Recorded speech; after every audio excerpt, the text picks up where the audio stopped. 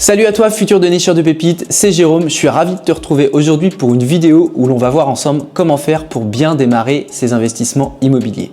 Si ce sujet t'intéresse, abonne-toi et active la petite cloche de notification et tu peux également à la fin de la vidéo me mettre un petit like parce que ça m'aide énormément. Avant même de démarrer tes investissements immobiliers, il faut vraiment comprendre pourquoi tu veux investir. Quels sont tes objectifs? Cette question, elle est vraiment primordiale.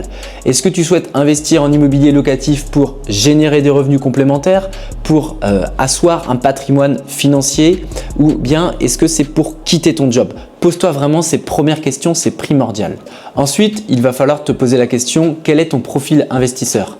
Ça, c'est quelque chose que je rabâche vraiment tout le temps à mes élèves au démarrage des accompagnements parce qu'on a chacun donc une appétence au risque qui va être différente et une notion par rapport au temps également qui va être différente des uns des autres. Donc, pose-toi la question, est-ce que je suis OK avec le fait d'avoir une stratégie plutôt agressive pour aller chercher du rendement? Donc, dans ce cas-là, on va aller sur des stratégies un peu plus offensives, à savoir la location courte durée, la colocation, les immeubles de rapport. Et c'est quelque chose qui, pareil, va être un petit peu plus chronophage sur le papier. Ou bien alors, tu es là, tu as le temps, tu n'es pas pressé, tu as une vision plutôt long terme et tu n'as pas envie forcément de prendre trop de risques et que ça prenne trop de temps. Donc, dans ce cas-là, plutôt viser en effet des stratégies meublées ou nues, donc à l'année, qui ne vont pas te prendre trop de temps, sur lesquelles les locataires vont rester en place assez longtemps. En résumé, la première étape, c'est de bien comprendre tes objectifs et de bien comprendre la personne et le type d'investisseur que tu es afin d'avoir une stratégie qui va être claire et alignée avec la personne que tu es. Alors la deuxième étape à mon sens va être bien sûr de se former avant de passer à l'action. Donc en te formant, donc tu vas avoir différentes façons de te former. Tu peux bien sûr consommer du contenu gratuit sur internet que tu vas trouver, donc à savoir des vidéos YouTube, du contenu Instagram, le format podcast également. Donc ça, c'est une première étape qui va te permettre un petit peu de te faire une opinion. Est-ce que ça te plaît? Est-ce que c'est fait pour toi? Et tu vas pouvoir gentiment monter en compétences. Première étape, on va dire la formation gratuite. La deuxième façon de se former, ça va être d'acheter des livres. Moi, dans mon démarrage, il y a quelques années, j'ai consommé énormément de livres et d'ailleurs, j'en ai un sous la main que j'ai ressorti exprès pour toi, que je te recommande vivement, qui s'appelle « L'investisseur immobilier locatif intelligent ». L'auteur, c'est Julien de la Grand'Anne. J'ai eu le plaisir d'ailleurs de l'accueillir sur le podcast il y a quelques années de ça. C'est vraiment un bouquin qui peut te permettre de vraiment comprendre l'investissement immobilier. Donc, deuxième chose, les bouquins. Et celui-là fait partie clairement de mes recommandations. La troisième façon de te former, ça va être bien sûr de faire confiance à un formateur, à un expert. Alors fais gaffe, clairement, je suis assez tranchant dans mon discours, fais gaffe avec qui tu souhaites te former. Si c'est quelqu'un qui a fait 2-3 colloques dans sa vie, une location courte durée, clairement, c'est pas une personne de confiance parce que son expérience est assez moindre. Donc choisis bien un formateur qui t'inspire de par son parcours, de par son expérience. Et ensuite, tu as deux formats de montée en compétences. La partie formation digitale, bien sûr, et la partie accompagnement avec un suivi one-one, des coachings de groupe, etc.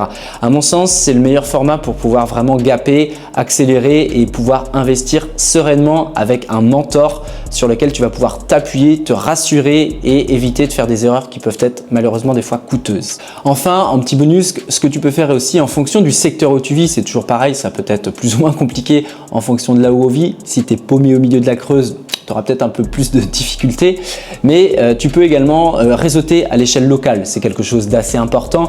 Donc le réseautage, c'est quoi? C'est de faire des soirées IMO, des apéros IMO, aller dans des conférences, des choses comme ça. D'ailleurs, j'organise souvent des conférences moi dans mon secteur. Donc ça va te permettre quoi? Ça va te permettre de rencontrer des nouvelles têtes, de rencontrer des investisseurs qui ont les mêmes problématiques que toi. C'est quelque chose d'ultra bénéfique. Moi, à mes débuts, pareil, j'ai fait quelques soirées IMO, quelques apéros IMO. C'est là d'ailleurs où j'ai rencontré mon associé aujourd'hui sur ma boîte de marchand de biens. Il y a près de 4-5 ans de ça qu'on s'est rencontrés. Donc c'est important. Ça va te permettre de te rendre compte que tu n'es pas tout seul dans cette dynamique, dans cet état d'esprit, dans cette mouvance et c'est quelque chose que je t'invite réellement à faire. Alors, une fois que tu as défini tes objectifs, que tu as ton profil investisseur, une fois que tu as commencé à te former, il va falloir passer à l'action. Et passer à l'action, ça veut dire quoi? Démarrage, ça va être analyser son secteur et trouver son bien. Alors, tu vas devoir pour ça choisir un secteur qui va être intéressant en fonction, encore une fois, de ta stratégie. Par rapport à ce que tu vises, est-ce qu'il va falloir investir dans des grandes villes? Est-ce qu'il va falloir investir dans des petites villes? Donc ça dépend un petit peu de la stratégie que tu veux mettre en place. Néanmoins, il y a des choses assez transverses que tu dois respecter, à savoir acheter un bien en dessous du prix du marché. Donc tu dois analyser ton secteur par rapport au prix du mètre carré. Tu dois analyser également la tension locative, voir est-ce que tu as de la demande sur le type de bien que tu vises. Est-ce que également la ville en question a une croissance démographique? Est-ce qu'elle est attractive? Est-ce qu'il y a des entreprises? Est-ce qu'il y a un bassin d'emploi, etc. Cette partie analyse finalement, elle est primordiale au début parce que si tu ne le fais pas, tu vas aller dans des secteurs ou dans des zones qui ne sont pas forcément intéressantes. Il faut savoir quand même en immobilier, on investit, on prend une dette sur son dos pour 15, 20, 25 ans. Donc, choisis bien ton secteur, prends le temps vraiment d'analyser tout ça. Donc, pour te donner quelques pistes, quels sont les critères d'un bon investissement? Première chose, un prix au mètre carré attractif. Ensuite, une forte demande locative et ensuite un potentiel de valorisation. Un bon bien se trouve avant l'achat, pas après. Alors la quatrième étape, maintenant que tu as déterminé ton secteur, que tu as trouvé ton bien, ça va être bien sûr de faire financer intelligemment ton projet. Donc pour ça, on va utiliser ce qu'on appelle l'effet de levier. L'effet de levier, c'est le fait d'emprunter de l'argent donc à la banque, de soulever un crédit pour pouvoir financer donc ton bien immobilier. Donc là, il y a plusieurs questions à se poser. C'est est-ce qu'on met de l'apport, est-ce qu'on n'en met pas? Les petites règles également, les petits tips, ça va être de pouvoir négocier ce qu'on appelle un différé d'emprunt, ce qui va te permettre de ne pas de commencer à payer ton remboursement un peu plus tard, ce qui te permet potentiellement d'effectuer des travaux, de pouvoir, si tu es bon dans ta gestion de planning, de pouvoir commencer à emmagasiner un petit peu des loyers avant même d'avoir déclenché le remboursement du crédit. Faire financer son bien, c'est pas compliqué, mais il y a une méthode. Donc il faut comprendre en fait la psychologie du banquier. Qu'est-ce qu'il attend de toi?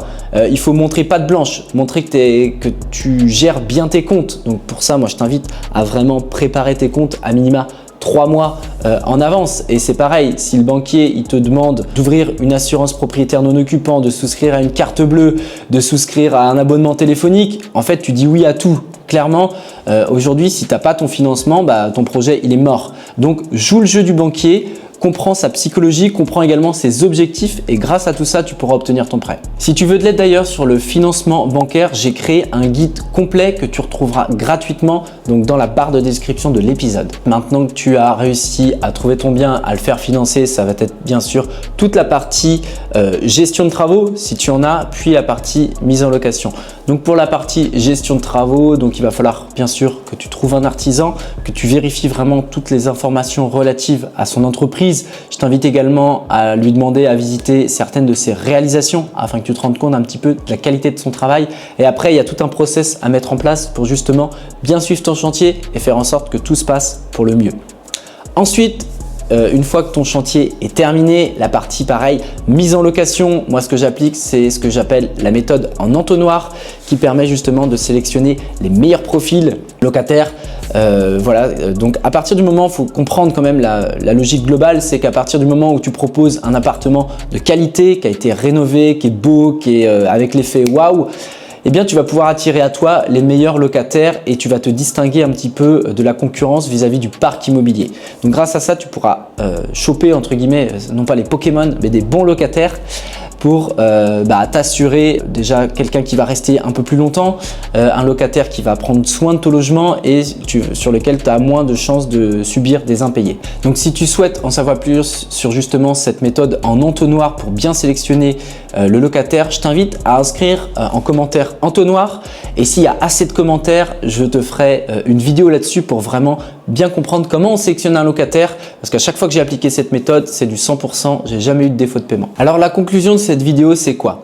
C'est qu'il faut passer à l'action. Si tu te poses trop de questions, tu vas rester bloqué. Moi, je connais des gens qui sont bloqués depuis des années, que je côtoyais il y a 5 ans à mon démarrage et qui n'ont toujours pas investi. Là où moi, j'ai réalisé plus de 10 millions d'investissements quand même pour moi-même et mes clients. Il ne faut pas que tu restes paralysé, il ne faut pas que tu restes dans tes doutes.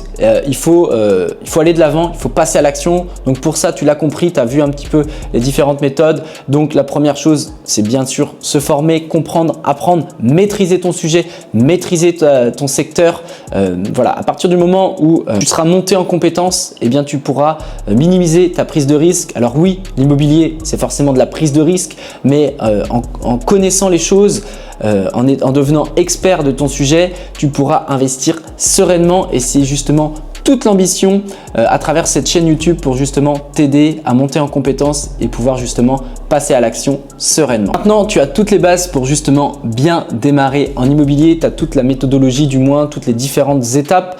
Donc, si tu veux aller plus loin, je t'invite à me poser des questions sur mon Instagram. Tu peux également les poser à travers la barre de commentaires. Je me ferai un plaisir de te répondre. Et pour toutes les personnes qui sont motivées à passer à l'action rapidement, vous avez également dans la barre de description un petit lien Calendly pour prendre un rendez-vous afin qu'on fasse un bilan personnalisé de ta situation et voir comment je vais pouvoir t'aider.